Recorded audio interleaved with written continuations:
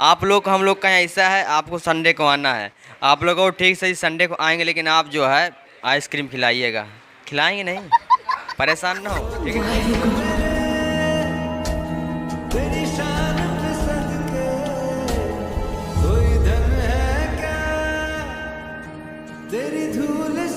प्यार बना रहे। नीचे लाल बटन पर क्लिक करके चैनल को सब्सक्राइब कर दीजिए। आदि से अपने फ्रेंडों के पास शेयर कीजिए। देख लिखो, एक सवाल लिख लो।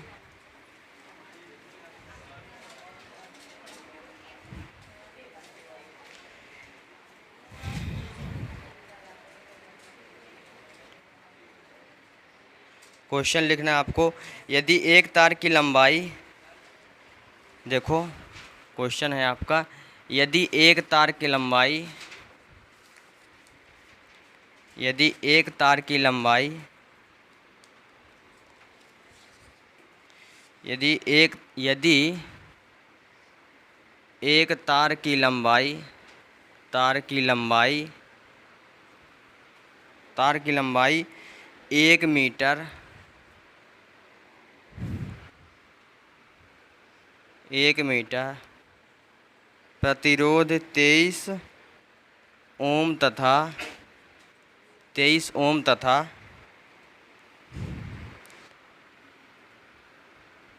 तार के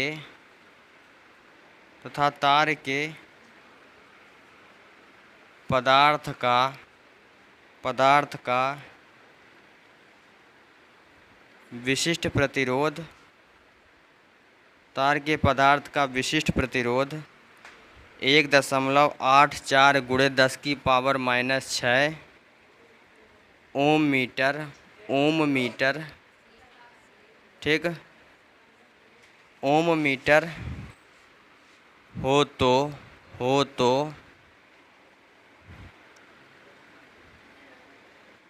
तार की अनुप्रस्थ काट का क्षेत्रफल ज्ञात कीजिए।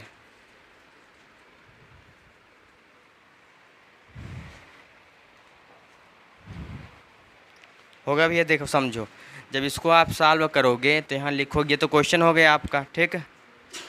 क्या आपका ये तो क्वेश्चन है भैया। देखो जो भी परिभाषा 2 लिखवाए ना, उसी क्वेश्चन है। देखो तो क्वेश्चन जब इसको आप सॉल्व करो तो यहाँ लिखोगे गिवन दिया हुआ है, जो दिया इसको पहले लिख। यदि एक तार की लंबाई 1 मीटर, मतलब क्या दिया, एल दिया है। कितना दिया भैया, 1 मीटर, ठीक है। पीछे लिखवाए थे आपको। प्रतिरोध 23 ओम, मतलब क्या दिया, आर दिया। आर कितना दिया भैया, ध्यान दीजिए सब लोग बोर्ड तरफ। देखिए क्या हो जाएगा आपका, 23 ओम, ठीक। तथा तार के पदार्थ का विशिष्ट प्रतिरोध इतना है। विशिष्ट प्रतिरोध मतलब रो कितना दिया, 1.84 इंटू 10 की पावर क्या हो जाएगा, -6 ओम मीटर। हो तो तार के अनुप्रस्थ काट का क्षेत्रफल निकालना है, ए क्वेश्चन मार्क, ठीक है भैया। सूत्र पढ़े हैं क्या, सूत्र कोई पढ़े हैं क्या, रो इक्वल RA/L, ठीक भैया। अब यहाँ क्या कर देंगे, रो का मान कितना है, रो का मान रखो 1.84 गुणे 10⁻⁻⁶, ठीक है। और आर का मान कितना दिया, आर का मान 23, ए का मान निकालना है, एल का मान भैया कितना दिया है, 1 दिया है। अब ये किस में है, भाग, उधर जगह तो गुणा में, तो 1.84 गुणे 10⁻⁻⁶, ठीक। अब ये किस में भैया, ये गुणा उधर गया तो भाग में हो जाएगा आपका 23, हो जाएगा आपका ए, ठीक। अब क्या करेंगे भैया, देखो अब जो है नीचे आप क्या लिखो, मल्टीप्लाई 1 लिखो, दशमलव कितने अंक, 1 अंक 2 अंक, तो भैया 1 और 2, कोई दिक्कत। अब अगर आप मान लो 23 से काटोगे ना, 23 8 हो जाएगा आपका 184, 8 बार में, ठीक भैया। 8 टाइम्स हो गया, इंटू 10 की पावर क्या आ जाएगा, -6। अब इसको लिख सकते हैं 10 की पावर 2 लिख सकते हैं, 10 को स्क्वायर कितना हो जाएगा, 100 हो जाएगा, ए हो गया आपका, ठीक। तो ये हो जाएगा आपका ए इक्वल भैया 8 इंटू 10 की पावर क्या आ जाएगा, -6। इसको ऊपर भेजो, क्या हो जाएगा, 10 क्या हो जाएगा, -2, तो ए बराबर क्या हो जाएगा, 8 गुणे 10 की पावर -6 -2 क्या हो जाएगा, -8। अब भैया क्षेत्रफल है, इसका मात्रा क्या हो जाएगा, मीटर स्क्वायर, तो लिख लीजिएगा मीटर स्क्वायर आंसर, नोट कर लो भैया।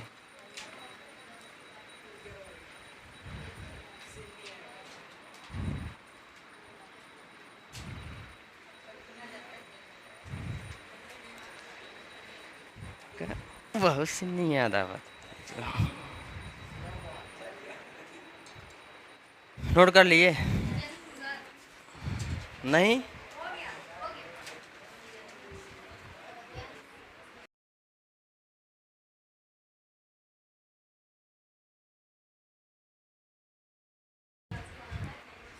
देखिए समझिए, इसमें जो है अब जो है प्रतिरोधक संयोजन, देखो प्रतिरोधक संयोजन जो दो तरीके से करते हैं।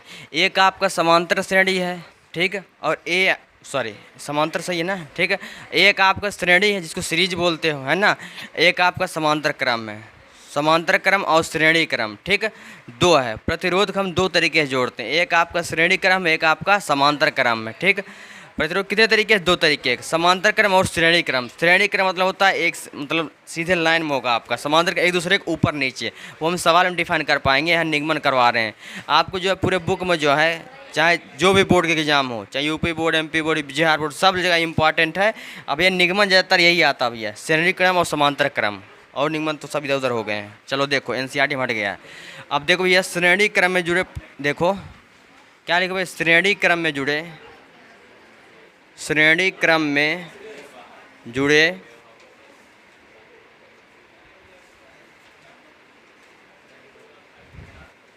प्रतिरोधों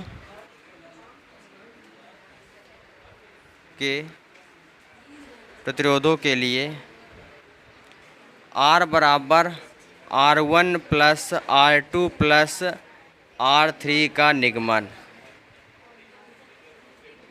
ठीक भैया। देखो समझो, श्रेणी क्रम जोड़ना है तो इसका जो फार्मूला होता है वो होगा R बराबर R1 plus R2 plus R3।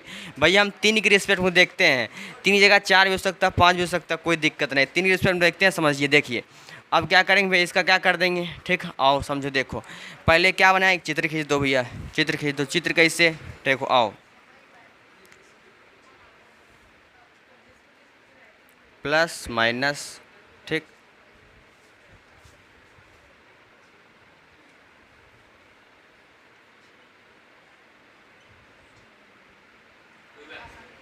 R1 R2 R3, ठीक भैया।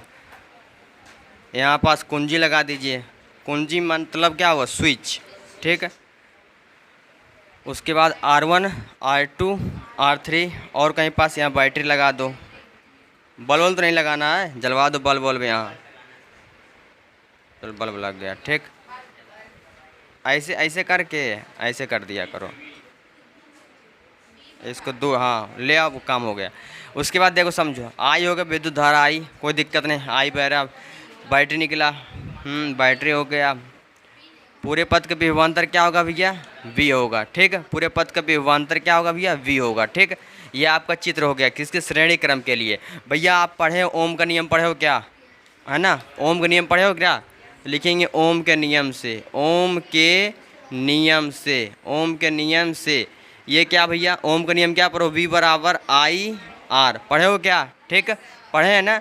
अब देखो समझो, V बराबर IR हम लोग जानते हैं भैया, देखो समझो,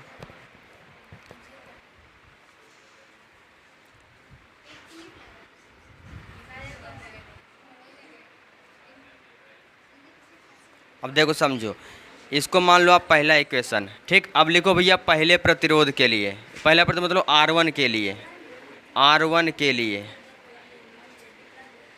R1 के लिए भैया। देखो समझो, यहाँ पास एक मिनट, एक मिस्टेक हुआ भैया,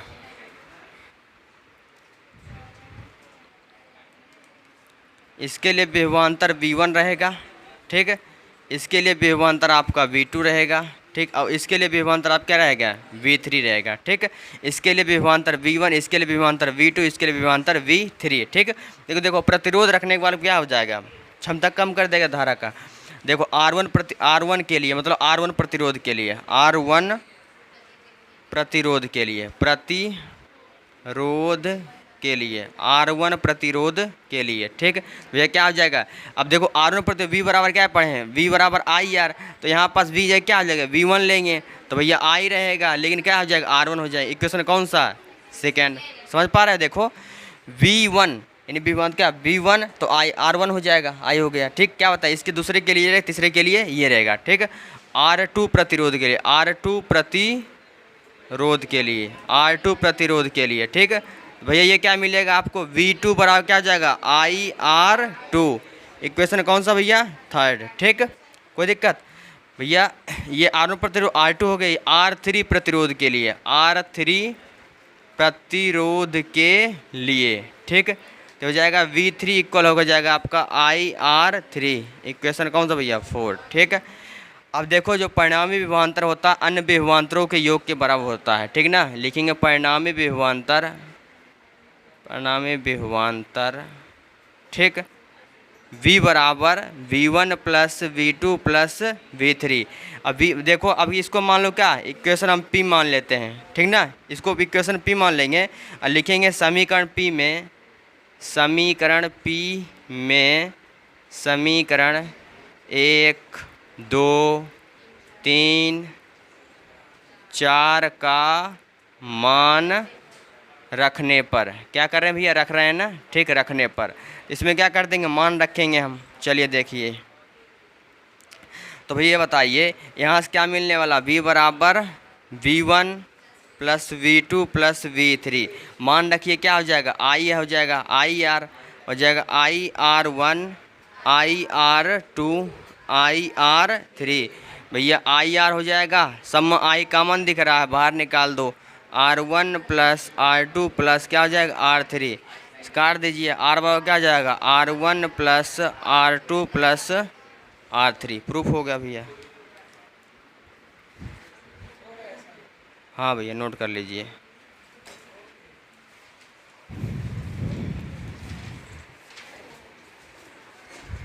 नंबर आप क्वेश्चन करवाना पड़ेगा ना। हाँ चलिए देखिए भैया, नोट कर लिए इतना। चलो देखो, अब इसमें क्या बाकी है,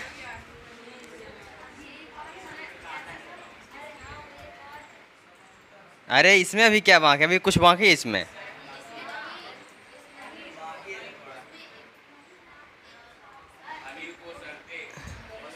देखो, श्रेणी क्रम में जुड़े प्रतिरोधों के लिए शर्त। ठीक, श्रेणी क्रम में जुड़े प्रतिरोधों के लिए शर्त। ठीक भैया, इसमें 3 शर्त। शर्त मतलब क्या, तो कंडीशन लगा दिया। जैसे मान लो, आप लोग एग्जांपल जानते हैं, जैसे मान लो आप लोग, हम लोग का ऐसा है, आपको संडे को आना है, आप लोग को ठीक से संडे को आएंगे, लेकिन आप जो है आइसक्रीम खिलाइएगा। खिलाएंगे नहीं, परेशान ना हो, ठीक ना, है ना, जुगाड़ ना बनाओ तो संडे खिला देंगे। तो आप लोग आइसक्रीम खिलाई, हम आएंगे, ठीक ना। तो कंडीशन लगा दिया आप लोग, तो वही मामला भैया ये बोल रहा है, प्रतिरोध आपस में बात कर रहा है कि मान लो प्रतिरोध आपस में बात कर रहा है कि भैया हम श्रेणी क्रम जुड़ तो जाएंगे, लेकिन हमारी ये शर्तें हैं, ठीक ना, तब हम जुड़ेंगे, नहीं तो नहीं जुड़ेंगे। ठीक, तो पहला कंडीशन क्या भाई दिया, श्रेणी क्रम में जुड़े प्रतिरोधों के लिए निम्नलिखित शर्त है। ठीक, निम्नलिखित शर्तें हैं। ठीक, कोई दिक्कत, लिखो, श्रेणी क्रम में जुड़े प्रतिरोधों के लिए निम्नलिखित शर्त है।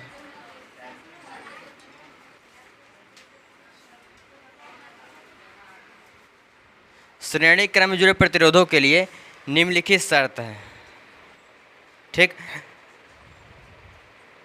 नंबर 1, इसको 60 के छोटा लिखवाने की कोशिश कर रहा हूँ। देखो, परिणामी विभवांतर अन्य विभवांतरों के योग के बराबर होता है। देखो, परिणामी विभवांतर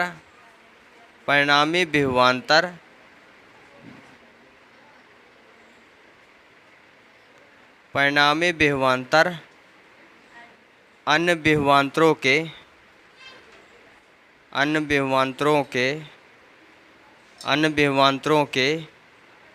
योग के बराबर हो।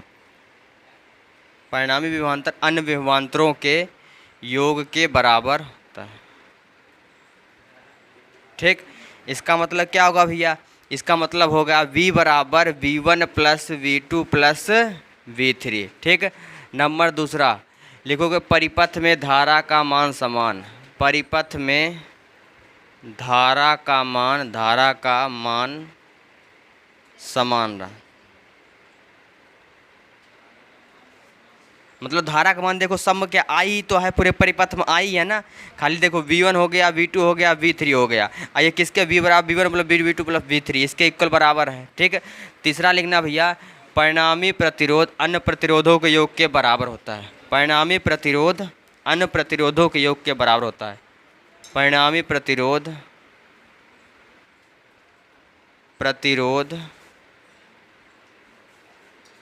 अन्य प्रतिरोधों के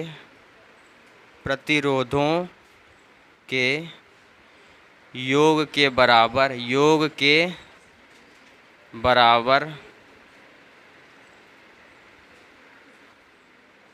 ठीक। निकालने का मतलब R बराबर हो जाएगा आपका R1 plus R2 plus R3।